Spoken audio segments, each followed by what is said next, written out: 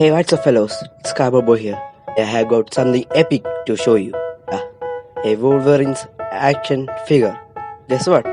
It's out of paper. Crazy, right?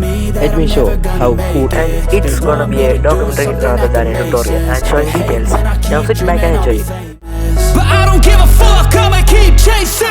I got all this potential that's deep inside of me, but they hate when you're successful cause they try to be. They sit there being judgmental because you're trying things, and they just want you to settle and do the right thing. So get a good job, don't slack off. Wake up every morning, make a good impression on your boss. Don't do anything that I wouldn't do, and when you're making money, make sure you don't spend it too soon.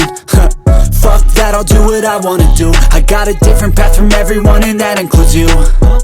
Who are you to tell me how to live life? In these times it feels like nobody's right, yeah. So I'ma figure out what else we succeed, and then invest all of my time into that and proceed. I need whatever the hell could make me happy, and I don't think you have a clue what could that be. They tell me that I'm never gonna make it. They want me to do something that can make sense. They hate